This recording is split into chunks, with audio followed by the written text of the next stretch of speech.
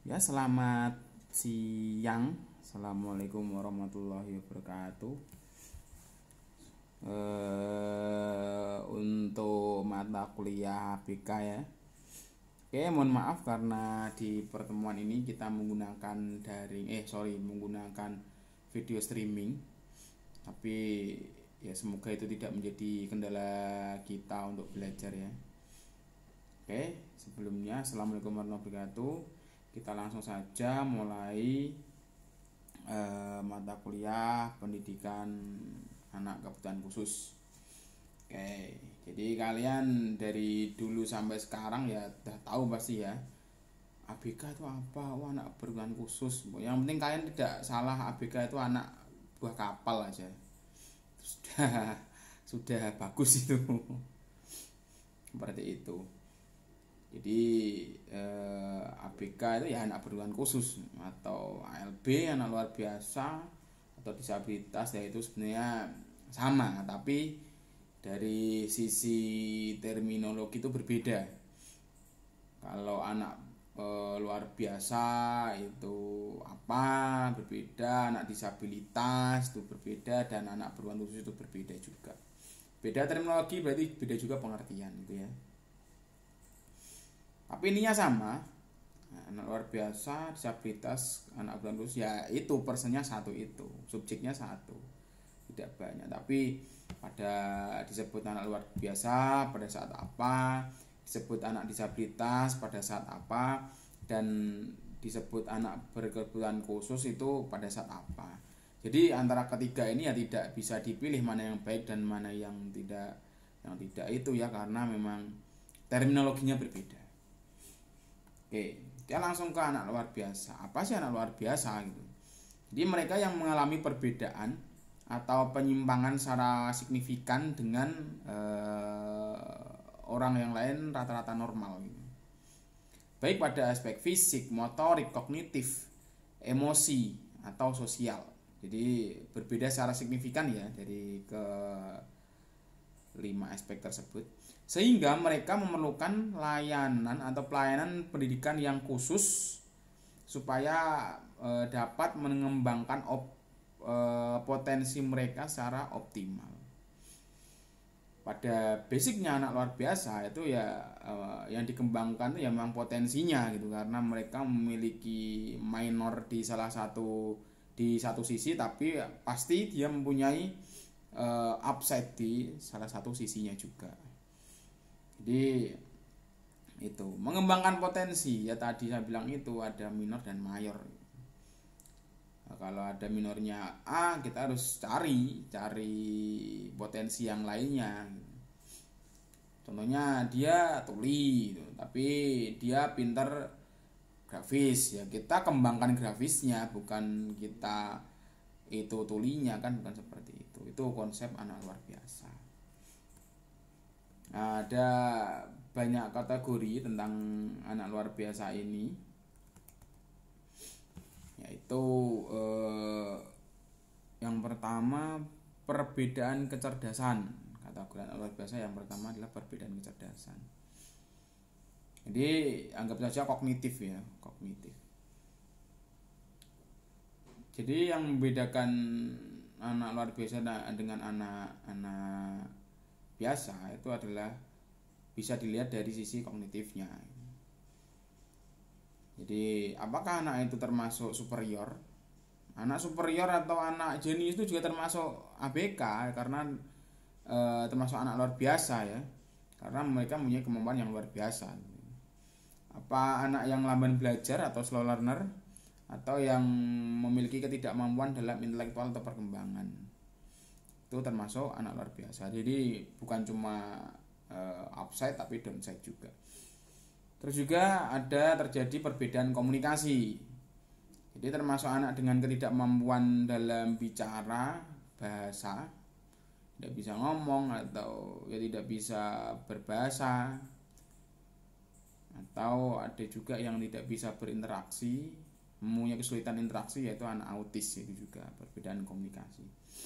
Terus juga ada perbedaan tangkapan panca indera, termasuk pendengaran, penglihatan. Dia nggak tuli, tidak bisa dengar, terus netra nggak bisa lihat, ya, jadi berbeda ya penangkapan panca inderanya. Terus juga perbedaan perilaku termasuk dengan anak gangguan emosi dan perilaku dan tidak bisa menyesuaikan dirinya sendiri dengan lingkungan sosial, itu juga termasuk kategori anak luar biasa. Terus gabungan atau keadaan yang sangat berat, ya intinya itu jika dia mengalami netra, dia mengalami tuli, intinya multi disability.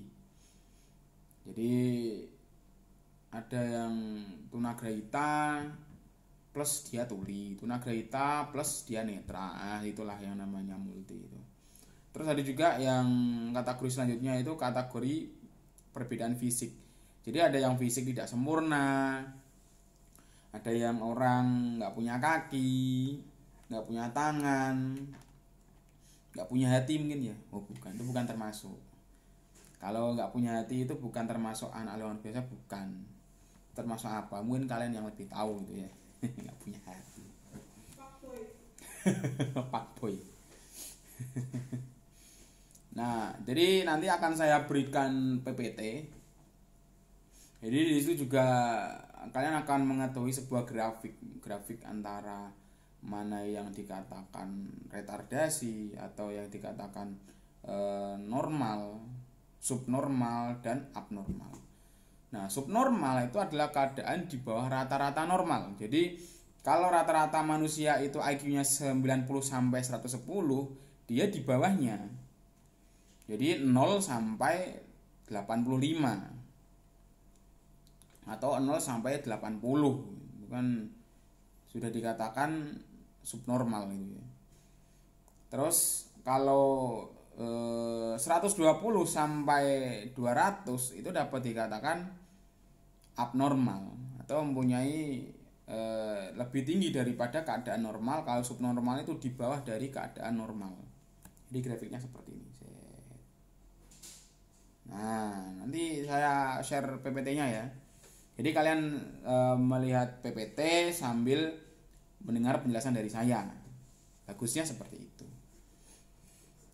Nah, sekarang kita beralih di terminologi student with disability.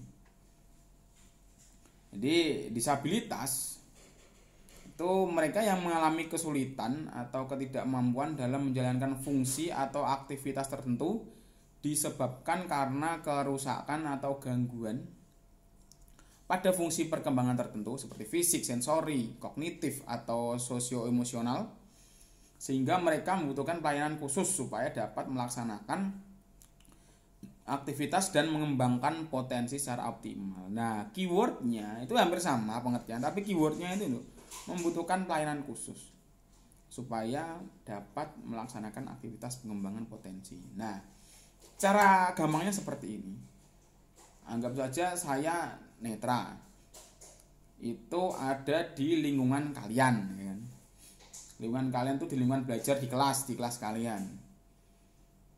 Saya menjadi disabilitas karena saya memerlukan pelayanan khusus, yaitu akses memakai braille, huruf braille, sama menggunakan aplikasi JAWS pada saat buka laptop. Itu saya membutuhkan layanan khusus seperti itu. Tapi jika dibalik, ya kan, jika kalian ada satu anak, jika dibalik, jika saya normal tapi kalian semua netra, yang disabilitas siapa? Ya saya tetap aja. Karena saya normal di situ, mereka menggunakan JAWS, menggunakan braille semua, tapi saya ada di lingkungan sosial itu, di lingkungan kelas itu, dan saya tidak bisa menggunakan JAWS dan tidak bisa menggunakan braille. Yang butuh pelayanan khusus siapa? Saya kan. Nah, jadi disabilitas itu bukan dia ada ini, dia nggak bisa lihat, bukan, tapi karena keadaan situasi yang ada dalam komunitas tersebut. Itu pengertian disabilitas secara skup luas ya, seperti itu. Jadi harus tahu disabilitas itu apa. Jadi karena situasi sosial.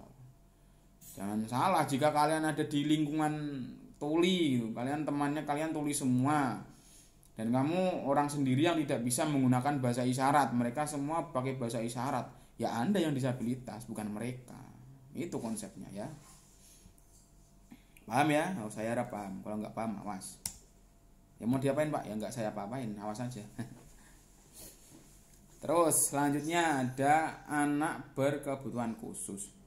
Kalau anak berkebutuhan khusus ini, anak yang membutuhkan cara atau pelayanan pendidikan. Nah, tolong kalau digarisbawahi, pelayanan pendidikan yang berbeda karena berbagai sebab. Bisa disebabkan karena faktor internal maupun faktor eksternal.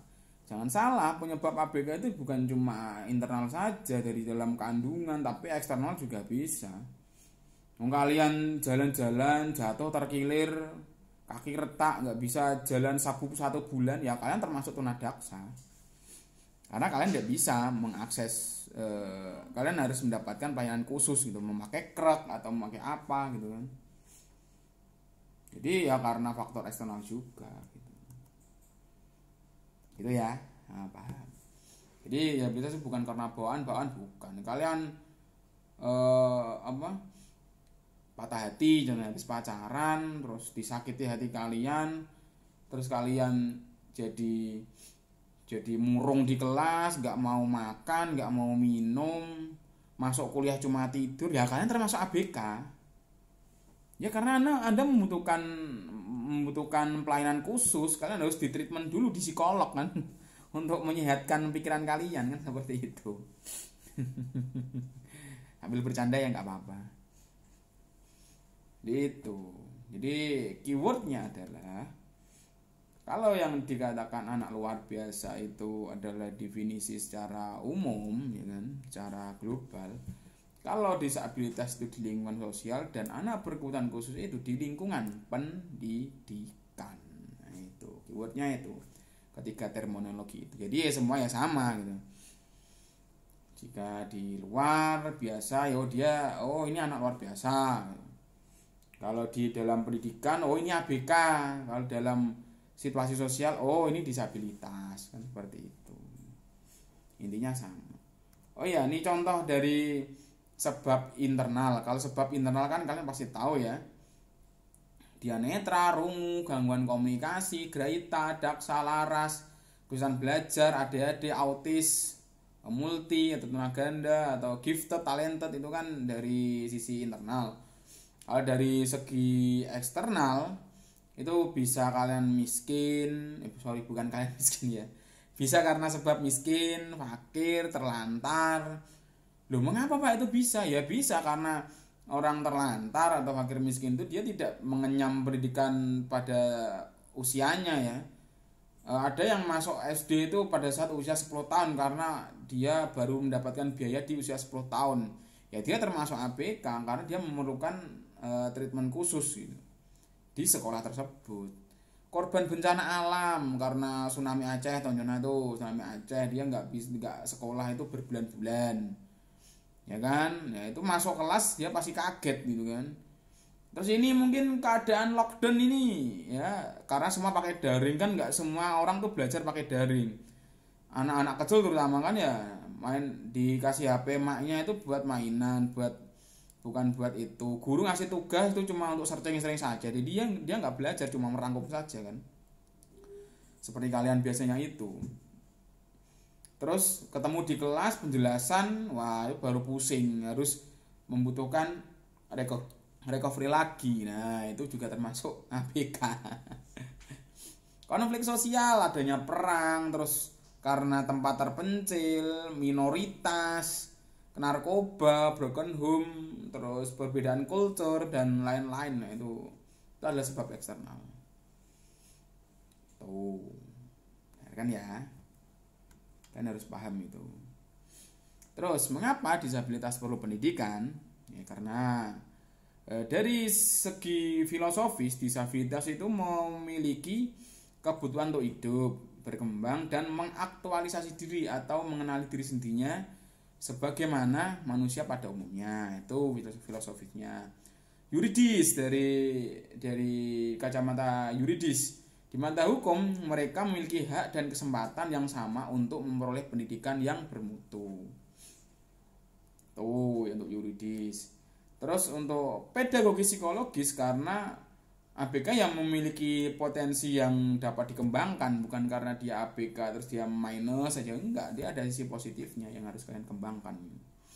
Sehingga dapat berkontribusi bagi dirinya sendiri dan masyarakat. Selanjutnya dari sisi sosiologis, manusia perlu saling membantu dan memfasilitasi satu sama lain untuk maju dan berkembang supaya terbangun kehidupan bersama yang berkualitas. Itu ya, mengapa disabilitas perlu pendidikan. Ya mungkin ini dulu pertemuan pertama ini, jangan berat-berat nanti kalian itu keberatan, nanti kalian, kita yang ringan-ringan dulu saja. Yang penting kalian memahami, paham, tahu apa itu ABK, apa anak luar biasa, dan apa itu disabilitas. Biar nanti kalian tidak salah ya kan pada saat itu, pada saat belajarnya seperti itu. Nah, jika ada pertanyaan silakan Anda di kolom komentar tulis nama, NPM, presensi juga di kolom komentar ya. Nanti tolong PJ masing-masing untuk mencatat. Karena nanti ini gabungan 3 kelas, jadi saya sarankan untuk bersamaan saja dalam satu waktu biar enak memetakannya.